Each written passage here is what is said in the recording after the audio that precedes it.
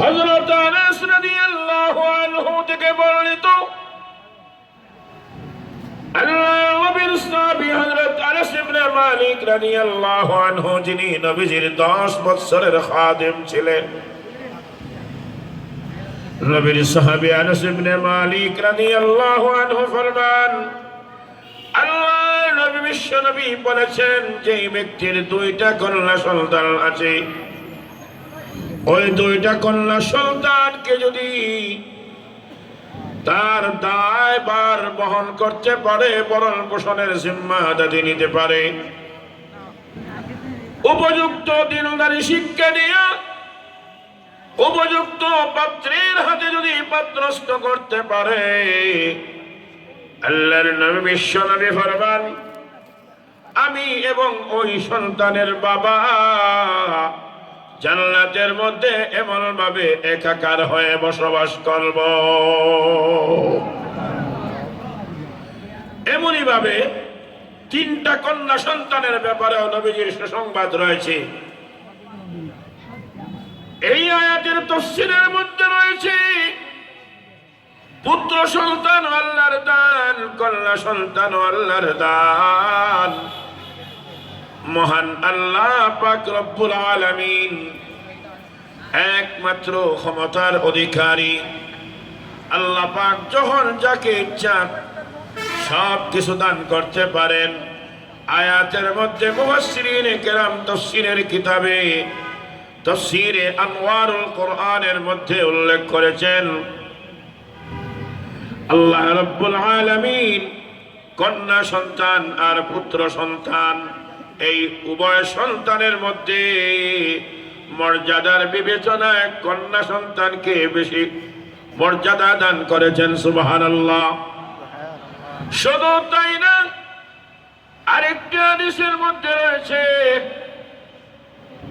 হযরত আয়েশা সিদ্দিকা রাদিয়াল্লাহু তাআলা আনহা থেকে রিওয়ায়াত, তিনি বলেন, একজন মহিলা তার 2টা ছোট্ট কন্যা সন্তান নিয়ে আমার কাছে উপস্থিত হয়েছে, আর আমার কাছে কিছু খাবার চাইছে। আমার ঘরের মধ্যে একটা খেজুর ছাড়া আর কোনো খাবার ছিল না। মহিলা বলতেছে, ও নবীর বিবি আয়েশা,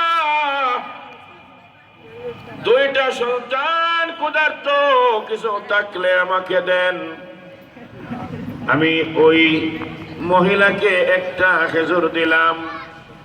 মহিলা একটা খেজুরকে 2টা টুকরা করে 2টা সন্তানকে ভাগ করে দিল, নিজে কিছুই খাইল না।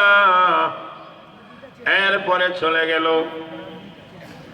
আল্লাহর নবী যখন ঘরের মধ্যে আসলেন, আয়েশা বলেন রাদিয়াল্লাহু আনহা, আয়েশা রাদিয়াল্লাহু আনহা ফরমান, আমি নবীর কাছে এই 2টা কন্যা সন্তানের আম্মার এই অবস্থা বর্ণনা করলাম। ইয়া রাসূলুল্লাহ, ইয়া হাবিবাল্লাহ, একটা মহিলা আসছিল, তার 2টা কন্যা সন্তান নিয়ে খাবার চেয়েছিল, একটা মাত্র খেজুর ছাড়া করে আর কিছু ছিল না। মহিলা ওই একটা খেজুর 2টা সন্তানকে দিয়া দিল, ভাগ করে দিল। আমি তাকে দিলাম, সন্তানকে খাওয়ালো, নিজে কিছুই খাইল না। এরপরে মহিলাটা তার সন্তান 2টাকে নিয়ে চলে গেল।